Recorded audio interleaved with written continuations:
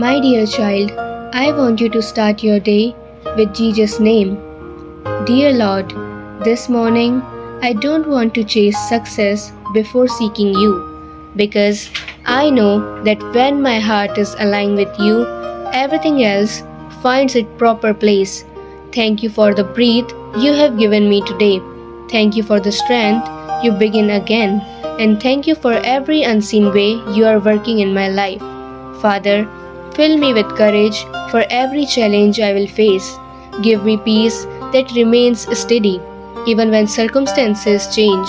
Help me stay faithful in the small things, knowing that you are preparing me for greater things. Bless my home with peace, bless my family with health, bless my work with wisdom, and bless my heart with a deeper desire to know you.